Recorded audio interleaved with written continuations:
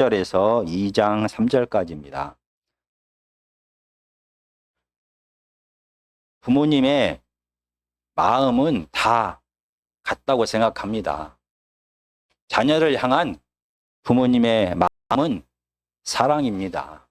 그래서 자녀에게 가장 좋은 것을 주고 싶습니다. 가장 좋은 의식주를 제공하고 싶어하고 부모님이 능력이 되는 한 모든 환경 속에서 최선의 것을 제공하기를 원합니다.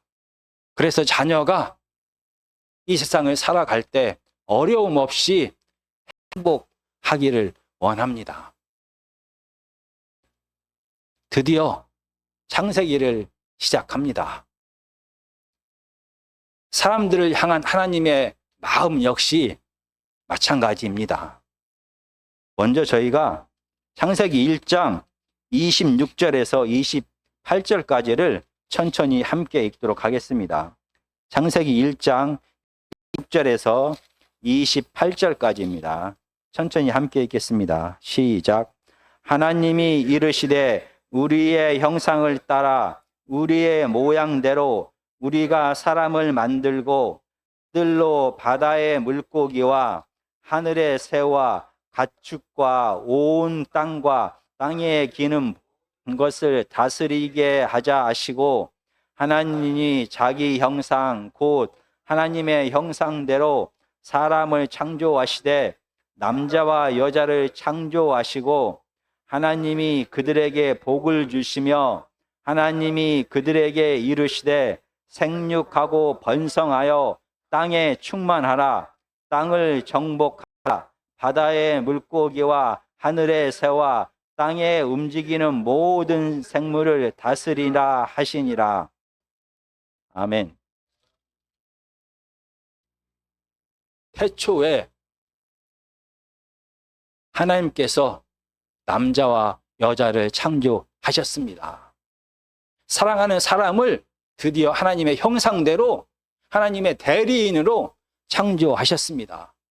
그런데 오늘 창세기 1장에 보면은 이 사랑하는 사람을 가장 먼저 만든 것이 아니라 마지막 날에 모든 것을 다 만든 다음에 사람을 창조했습니다. 왜냐하면 사랑하는 부모가 자녀를 위하여 모든 좋은 환경을 준비하듯이 하나님께서도 이 사람이 살 수 있는 환경을 먼저 만드셨습니다.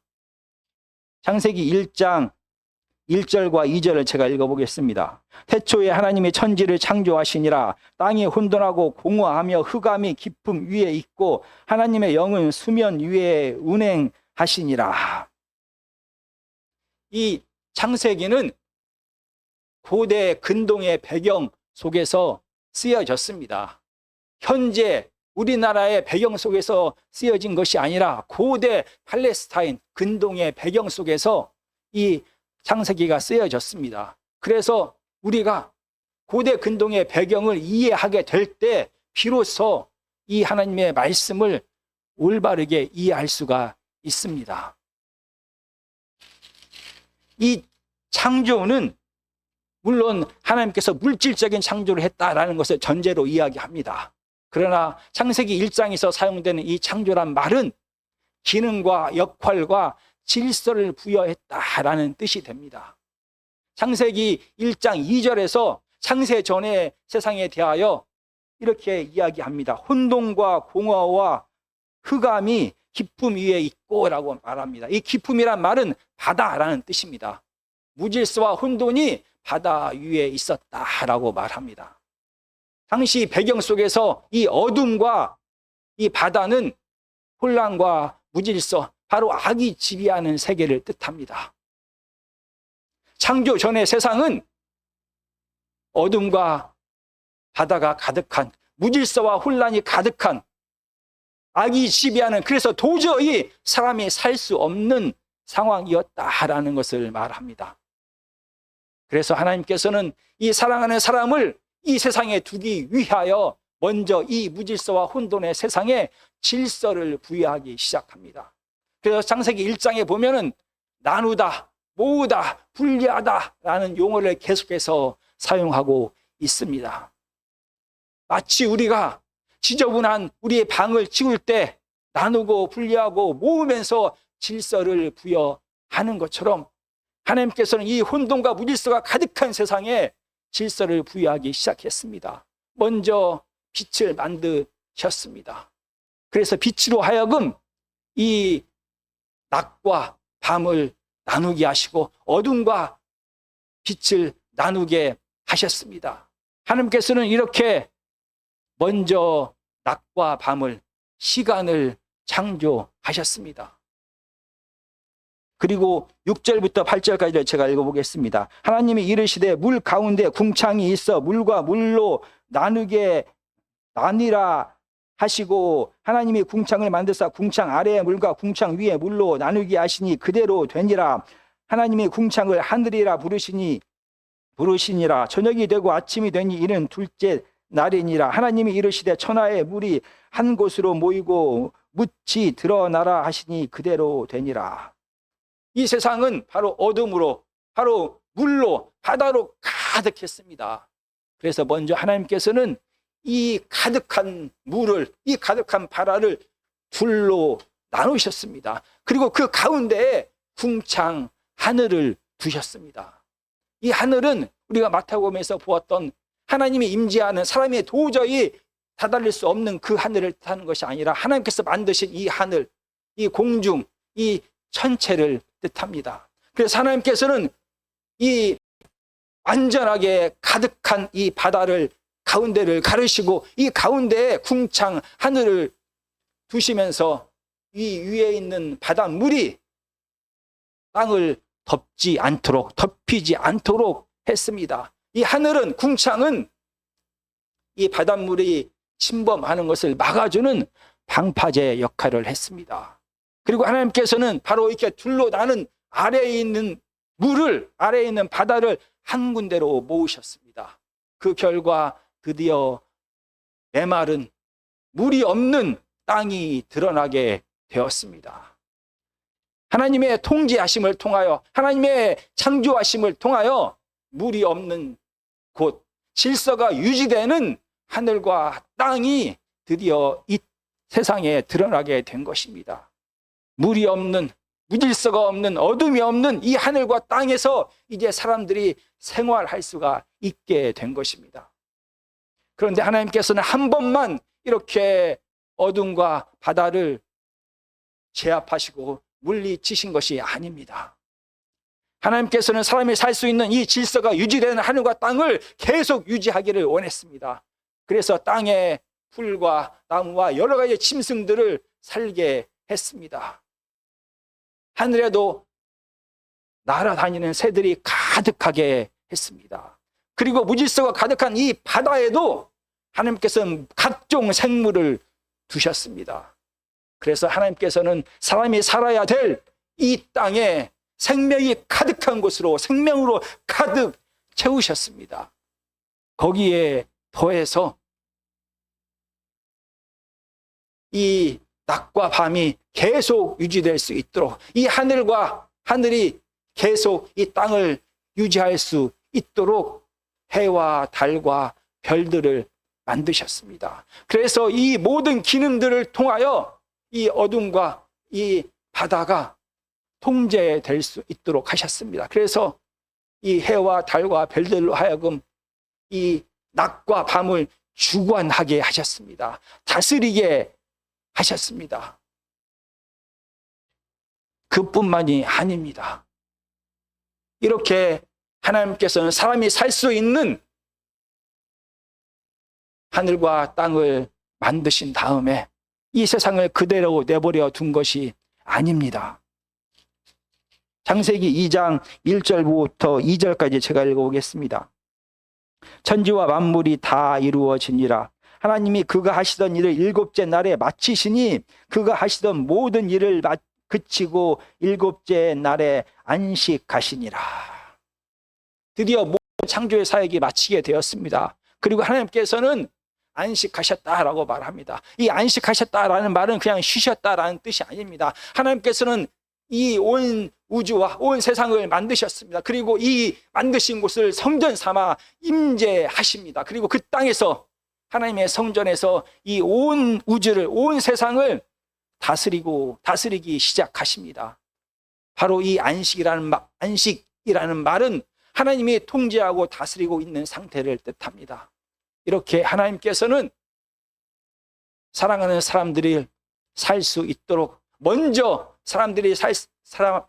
하는 사람이 살 수 있는 이 자연 환경을 완벽하게 만드셨습니다. 그리고 아담과 하와, 남자와 여자들을 만들어서 그 세상에 두셨습니다. 그리고 온 세상을 하나님 대신하여 다스리도록 허락하셨습니다. 창세기 1장은 이렇게 하나님께서 사랑하는 사람들을 위하여 먼저 온 세상을 만드신 그 이야기를 기록하고 있습니다. 그런데 이상합니다. 제가 이상하다라고 말할 때 진짜 설교가 시작이 됩니다. 사람은 자기의 자녀를 너무나 사랑합니다. 그래서 자기가 할 수 있는 모든 능력을 다하여 자녀에게 최선의 환경을 제공하기를 원합니다. 능력이 안 되면 빚을 내서라도 자녀에게 가장 좋은 것을 먹이고 입히고 공급하기를 원합니다. 그리고 나서 그것도 부족하여, 내 능력이 부족하여 자녀에게 더 좋은 환경을 제공하지 못한 것에 대하여 자기의 능력을 탓하면서 미안해합니다. 그런데 오늘 본문 창세기 1장에서는 그러한 하나님의 모습이 안 보입니다. 마치 하나님은 최선을 다하지 않은 것만 같습니다. 첫 번째로, 사랑하는 사람들을 위하여 하나님께서는 이 세상을 만드셨습니다. 그런데 우리가 이 본문을 자세하게 아무런 편견 없이 읽어가다 보면 발견하게 됩니다. 하나님이 모든 어둠과 바다를 통제하고 있다라고 표현합니다. 여전히 다스리고 있다라고 표현합니다. 그 말은 여전히 악과 무질서와 혼란이, 어둠과 바다가 이 하나님의 창조된 세상에 존재했다라는 뜻이 되는 것입니다. 하나님께서는 어둠과 바다를 완전히 소멸시키고 완전히 사라지게 한 것이 아니라 어둠과 바다에 질서를 부여하셨습니다. 그래서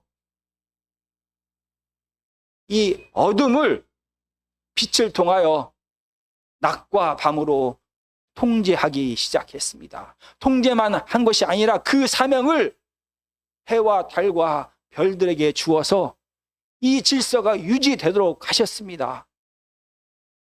하나님께서는 바다를 완전히 사라지게 한 것이 아닙니다.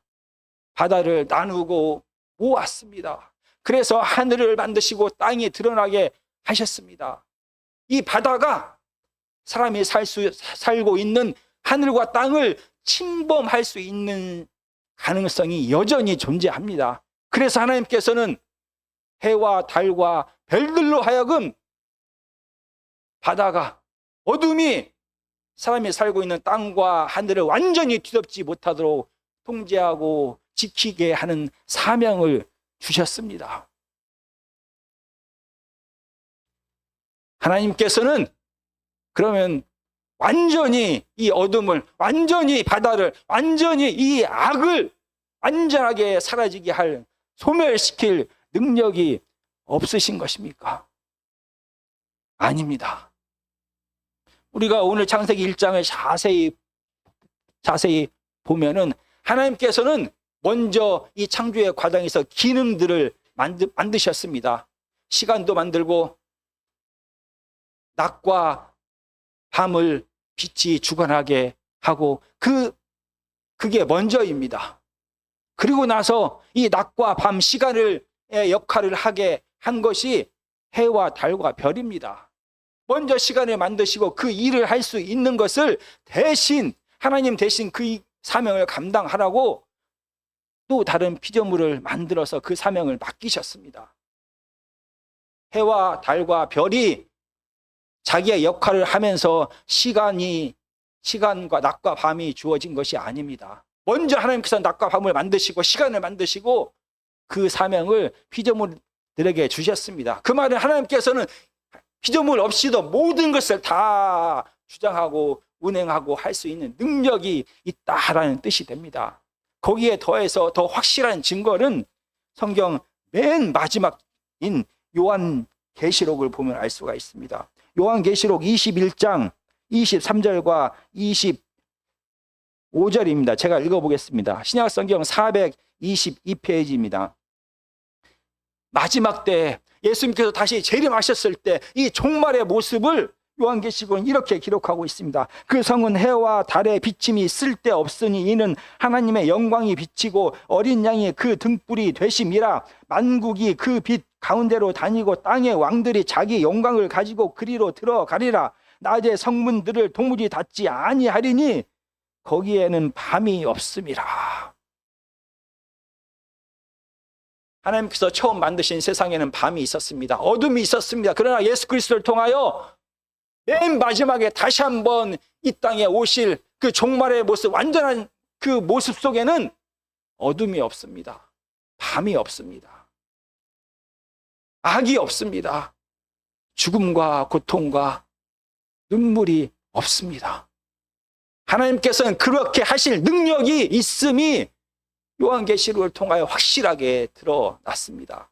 그런데도 하나님께서는 사랑하는 사람들을 위하여 이 땅을 창조하실 때 여전히 어둠이 존재하도록, 여전히 바다가 존재하도록, 단지 그 어둠과 바다를, 이 무질서를, 이 악을 통제하고 다스리는 것까지만 하신 것입니다. 두 번째로 하나님께서는 최선을 다하지 않았습니다. 하나님께서는 사람을 만드실 때 완전한 사람을 만들지 않았습니다. 하나님의 형상을 입은 이 사람을 통하여 대신 하나님께서 만드신 이 온 세상을 다스리는 권한을 주셨습니다. 그러나 사람은 여전히 하나님처럼 완전하지 못합니다. 하나님은 영원하신 분입니다. 그러나 하나님과 달리 사람은 시간 속에서 살아갈 수밖에 없는 제한된 사람입니다. 밤에는 잠을 자야만 하는, 결국 죽음이 찾아올 수밖에 없는 그런 불완전한 제한된 모습으로 하나님께서는 사람을 창조하셨습니다. 그리고 하나님께서는 시공간을 초월하여 존재합니다. 그러나 사람은 하늘과 땅, 질서가 유지되는 곳에서만 살 수 있는 제한을 가지고 이 땅에 태어났습니다. 하나님께서는 스스로 완벽하게 존재합니다. 그러나 사람은 이 죽음 앞에, 죽음을 앞두고 살아가도 먹을 것을 먹어야만 살아가는 존재로, 이렇게 제한되고 불완전한 존재로 하나님께서는 사람을 지으셨습니다. 거기에 하나님은 완전하게 혼자 존재하십니다. 그러나 사람은 다른 사람들과 함께, 다른 피조물들과 함께 존재하고 함께 의지하면서 살아갈 존재로 하나님은 만드신 것입니다. 사랑하는 사람을 만드시면서 완벽한 하나님과 같은 모습으로 만든 것이 아니라 이렇게 시공간의 제한을 받고 이렇게 다른 사람과 다른 피조물과 함께 살아야 되고 이렇게 음식을 먹어야만 하는 그러한 불완전하고 제한적인 존재로 사람을 만드셨습니다. 그리고 이렇게 제한적인 불완전한 사람을 불완전한 세상에 두셨습니다. 창세기는 이 시작에 대한 이야기를 하고 있습니다. 이 우주의 시작, 이 세상의 시작, 이 사람의 시작, 결혼의 시작, 이 죄의 시작, 은혜의 시작, 이 나라와 문명의 시작, 그리고 하나님의 믿음의 공동체의 시작에 대하여 이야기합니다. 그러나 이 시작의 시작 부분, 창세기 1장은 너무나 불완전한 모습으로 시작합니다. 하나님께서는 여전히 어둠이 존재하고 여전히 바다가 존재하는, 여전히 무질서와 혼돈이 존재하지만 그러나 하나님께서 질서를 부여하셔서 이를 통제하고 다스릴 수 있는 세상을 사람에게 주셨습니다. 하나님께서는 사람을 만드실 때 하나님과 전혀 다르게 시공간의 제한을 받고 음식을 먹어야만 살고 함께 의지하면서 살아갈 수밖에 없는 이런 제한적인 존재로 만드셨습니다. 창세기 1장은 우리가 편견을 버리고 자세히 읽어보면 하나님께서 이렇게 불완전하게 만든 사람을 불완전한 세상에 두셨다라고 기록하고 있습니다.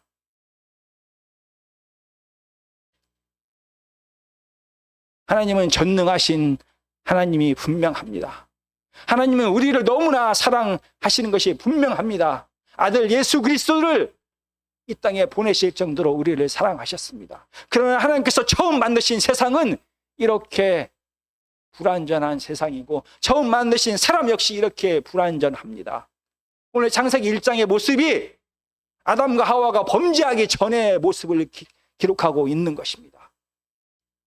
그리고 예수 그리스도의 죽으심과 부활을 통하여 이 온 세상이 우리 사람이 재창조된 상태의 모습도 창세기 1장의 이런 모습과 비슷합니다. 하나님이 이 세상을 다스리는 통치 방식을 우리는 지혜다라고 표현합니다. 사람은 완전하게 하나님의 그 지혜를 알 수가 없습니다. 왜 하나님께서 이 세상을 이렇게 여전히 악이 존재하는 세상으로, 악을 통제할 수만 있는 세상으로 만드셨는지 우리는 모릅니다. 왜 하나님께서 우리 사람을 여전히 제한적인 사람으로 시간과 공간의 제약을 받고 음식을 먹어야만 되고 죽어야만 되고 다른 사람들을 의지하면서 함께 살아가야 하는 그런 존재로 만들었는지 우리는 알 수가 없습니다. 그리고 이 불완전한 사람을 왜 이 불완전한 세상 속에 두셨는지 우리는 온전히 이해할 수가 없습니다. 그러면서 왜 이 사람들에게 하나님처럼 하나님의 대리인으로서 하나님의 형상을 가지고 이 땅을 다스리게 했는지 우리는 알 수가 없습니다. 마지막으로 우리가 창세기 1장 31절을 다 같이 보겠습니다. 창세기 1장 31절입니다. 천천히 함께 읽도록 하겠습니다. 시작. 하나님이 지으신 그 모든 것을 보시니 보시기에 심히 좋았더라. 저녁이 되고 아침이 되니 이는 여섯째 날이니라. 모든 것을 다 만드셨습니다. 그리고 그 가운데 사람을 두셨습니다. 그리고 나서 하나님께서는 심히 좋았다라고 표현합니다. 이 좋았다라는 말은 선하다라는 뜻이 아닙니다. 기분이 좋다라는 뜻이 아닙니다. 모든 것이 질서 아래에 놓여 있다라는 그런 뜻이 됩니다. 모든 것이 제자리를 찾았다라고 할 때 좋았다라고 말합니다. 정말 우리가 하나님의 마음을 알 수 없습니다. 그러나 그 하나님은 전능하신 하나님이십니다. 그 하나님은 우리를 너무도 사랑하십니다. 그러나 하나님께서는 이 불완전한 사람이 이 악이 존재하는 세상에서 생명의 풍성함을 누리기 위하여 다른 피조물들과 함께 다른 사람들과 함께 이 악과 싸우며 몸부림치며 살아가는 모습을 보시고 심히 좋았다라고 말씀하십니다. 바로 이것이 바로 하나님께서 원하시는 진짜 모습이다라고 말씀하시는 것입니다. 정말 하나님께서는 그 사랑하는 자녀가 이 불완전한 모습으로 이 죽음과 두려움이 가득한 세상을 살아가면서 하나님, 내가 여전히 하나님의 자녀이지만 내가 여전히 이렇게 불완전하고 부족한 모습입니다라는 것을 고백하면서 자신의 불완전함을 인정하면서 자신의 제한적인 존재를 인정하면서 온전히 하나님 앞에 순종하면서 몸부림치며 살아가는 모습을 볼 때 심히 좋았더라라고 말씀하시는 게 아닐까라고 생각합니다. 정말로 하나님은 완전하십니다. 전능하십니다. 우리를 사랑하십니다. 그 하나님께서 우리가 이 땅에서 같은 사명을 받은 다른 사람들과 함께 같은 사명을 받은 여러 피조물들과 함께 이 악과 몸부림치면서 살아갈 때 하나님께서 함께 하실 것입니다. 그러면서 심히 좋았다라고 말씀하실 것입니다. 매일매일의 삶 속에서 우리가 부족하지만 하나님만을 의지하면서 우리의 부족함을 고백하면서 이 두려움과 죄악이 가득한 땅에서, 이 고난이 가득한 땅에서 고난을 견디고 이기면서 살아가는 우리 아멘교회 성도님들이 다 되시기를 간절히 축원합니다.